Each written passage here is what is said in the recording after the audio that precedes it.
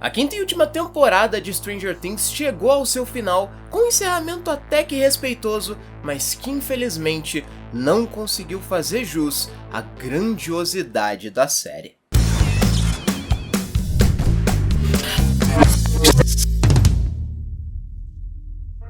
Oi, eu sou Alan Rodrigues, sejam muito bem-vindos ao Blackout em Série, e quando falamos de encerramentos de histórias, é sempre muito difícil encontrar um que tenha sido totalmente perfeito. Sempre vão existir perguntas não respondidas, personagens esquecidos, questões mal resolvidas e por aí vai. Pode até não parecer, mas finalizar uma história é uma tarefa extremamente complicada. Talvez até mais do que iniciá-la. E quando o assunto é Stranger Things, que é sem dúvida uma das melhores séries já feitas na história, o desafio chega no limite. Por isso o que tivemos nessa temporada foi um final nem um pouco corajoso.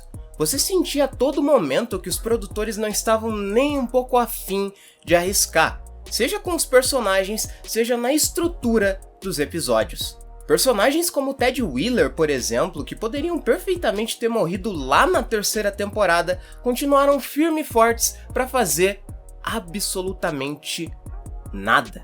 Outro caso é o da Vicky, uma personagem até que interessante, mas que no fim das contas acabou sendo completamente jogada de lado, porque o relacionamento dela com a Robin acabou. E sim, cara, o relacionamento dela terminou. Essa informação fica meio implícita, mas dá pra sacar isso no momento em que a Robin complementa o brinde dizendo que nada nunca vai separar eles, incluindo companheiras controladoras. A partir disso, na minha visão, o destino final da Vicky teria sido muito mais benéfico para a história se ela tivesse morrido, porque essa carga dramática teria sido extremamente útil para transmitir a real seriedade do conflito. Eu sei que quando eu falo isso eu pareço um agente funerário, mas não tem como, cara, as mortes são necessárias em algumas histórias. São elas que deixam claro que o conflito é sério e que existem consequências reais para aquela jornada. E para provar isso eu nem preciso ir muito longe, basta olhar o final da quarta temporada. No encerramento da quarta temporada você sente que uma virada muito mais sombria aconteceu. A sensação de que as coisas nunca mais vão voltar a ser como eram. E por que você sente isso? Porque o Ed morreu minutos antes de uma forma completamente brutal. A Max foi levantada no ar e teve todos os seus ossos quebrados. É impossível você encerrar essa parada e não ficar minimamente tenso com esses acontecimentos. Só que, da mesma forma, quando os produtores dizem pra não esperar esse tipo de abordagem da série, afinal de contas, Stranger Things não é Game of Thrones, eu até que concordo com isso, cara.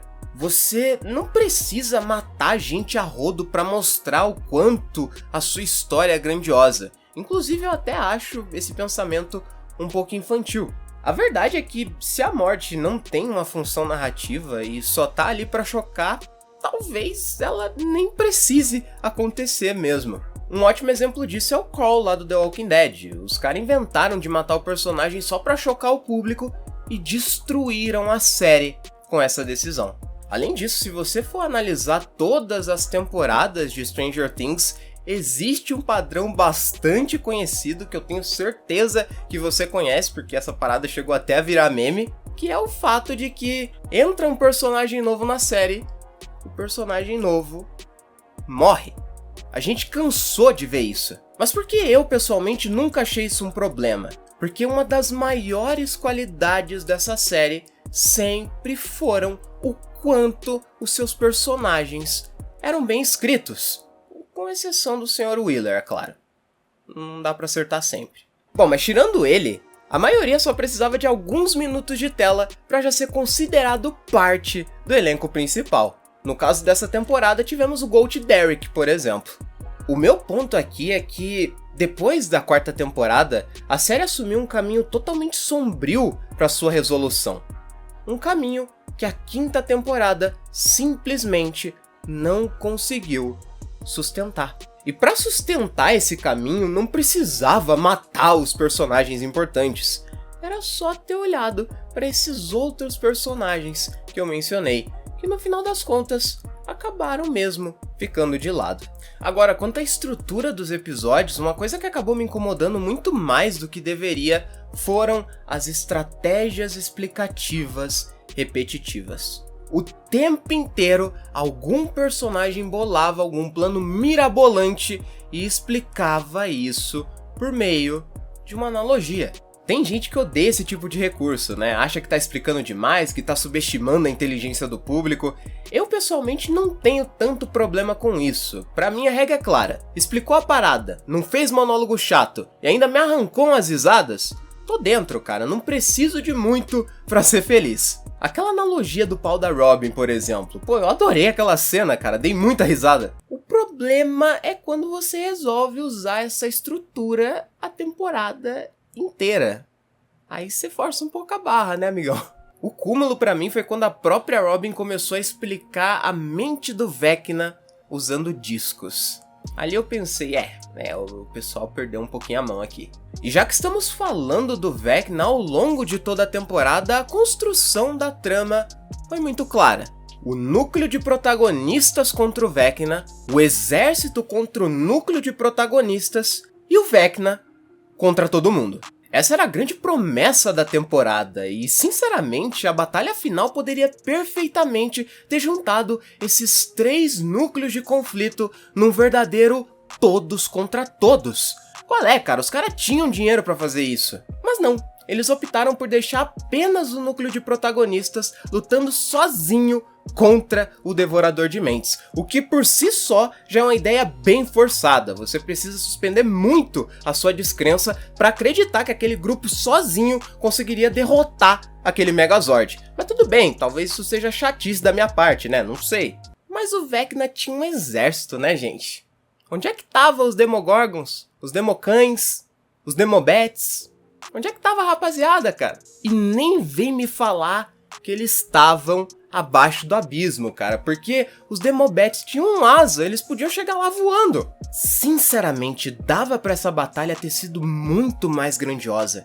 E eu realmente não entendo o porquê dessas decisões. Vai dizer o quê? Que faltou dinheiro? E quando você vê a explicação dos criadores para a ausência dessas criaturas, que inclusive eu fiz um shorts falando sobre isso, que eu vou tentar colocar aí no card se eu não me esquecer, você vê que a parada não tinha razão, cara. Eles até pensaram numa decisão muito melhor e muito mais grandiosa, mas eles simplesmente optaram por ir por esse caminho. E é isso. Simplesmente decisões ruins. E pra fechar com chave de ouro todas essas incongruências, como se fosse pouco, né? Todo mundo sai dali numa boa. O exército não retalha ninguém, a população de Hawkins aparentemente se esqueceu do Hellfire, se esqueceu que Dungeons and Dragons era coisa do demônio, que inclusive todo mundo tava falando mal na temporada passada e estavam demonizando o jogo, e aparentemente todo mundo se esqueceu disso e tá tudo certo. É isso aí, vida que segue. O meu veredito pra 5ª temporada é que ela foi uma temporada covarde. E sem dúvidas, a pior temporada quando comparada com as anteriores. E essa é a grande questão desse vídeo. Essa foi a pior temporada, mas isso não significa que ela foi uma temporada ruim. Esse bipolarismo me deixa louco, cara. Por que as coisas sempre precisam ser ou excelentes ou horrorosas? Não existe mais meio termo. E o grande ponto aqui é que a 5ª temporada de Stranger Things está exatamente nesse meio termo. Se você termina a 5ª temporada e diz que ela é horrível, horrorosa, terrível, você não tá sendo exatamente justo. Da mesma forma, se você termina de assistir essa temporada e diz que ela foi excelente, maravilhosa, incrível, você também não tá sendo totalmente justo. Apesar dos problemas, muitas decisões dessa temporada foram decisões acertadas, como o desfecho do Will, por exemplo. O fato dele ganhar poderes foi algo que valorizou toda a jornada do personagem, e ainda deixou ele extremamente foda. Além disso, a abordagem da sexualidade dele também foi muito acertada. Não é lacração, não é forçação de barra. Isso é algo que já vinha sendo dito desde a primeira temporada. Se você voltar lá atrás nos episódios, você vai ver que isso era algo que já vinha sendo referenciado. E eu acho que a terceira temporada foi a temporada que mais deixou clara essa questão. Acho só que a cena de revelação foi um pouco mal pensada. Não sei, eu acho que não precisava ter reunido todo o elenco ali pra ele falar essa parada, sabe?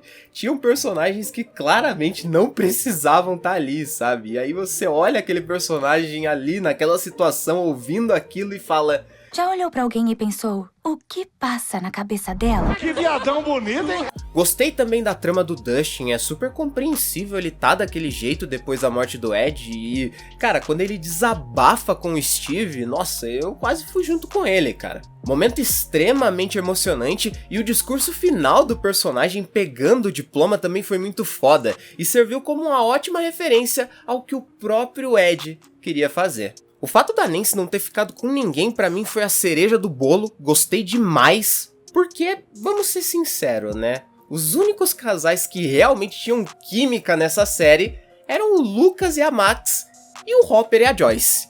O Mike e a Eleven até chegaram a ter um pouco de química, mas infelizmente não foi nessa temporada, né?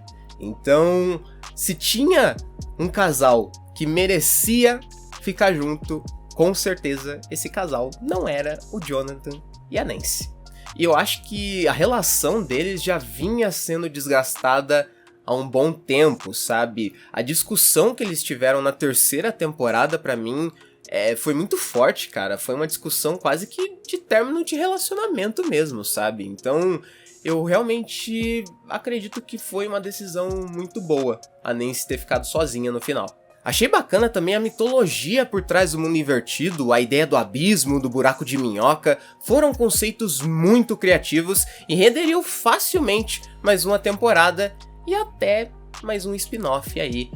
Mas eu vou falar isso baixo porque com certeza isso já passou pela mente dos criadores e principalmente da Netflix e com certeza teremos muitos spin-offs de Stranger Things aí no futuro próximo. Espero estar errado. E claro, a história do Henry Quill foi o grande plot da temporada. Eu fico abismado com o quanto o Jamie Campbell atua bem, cara. O maluco assusta mais quando tá com o rosto normal do que quando tá na forma do Vecna, cara. É bizarro. E isso sem mencionar as cenas finais com o Mike narrando a história e as crianças assumindo o lugar deles na mesa, que foi uma beleza à parte. Enfim, minha nota final para essa temporada é 7. Foi sim uma temporada mediana, mas o fato é que Stranger Things foi uma série tão absurda em qualidade que o mediano acaba se tornando ruim. E isso é muito louco, cara. Esperava mais? Esperava. Mas levando em consideração o histórico de finais ruins que eu já tive o desprazer de presenciar, eu acho que saímos no lucro, tá? Talvez eu esteja traumatizado com finais, talvez eu esteja, mas isso não vem ao caso agora, ok? Como eu já disse lá no Instagram, inclusive se você não me segue lá no Instagram é @blackoutinsérie, como já dizia o Roberto Carlos, se chorei ou se sorri, o importante é que emoções eu vivi. Mas é claro, essa é apenas a minha opinião e você é livre para concordar ou discordar aí embaixo na área de comentários. Deixe seu like para ajudar a impulsionar esse vídeo para mais pessoas e claro, se esse é o primeiro vídeo que você está vendo aqui no canal, não se esqueça de se inscrever e de ativar as notificações. Bom, eu vou ficando por aqui, um forte abraço a todos e até daqui a pouco.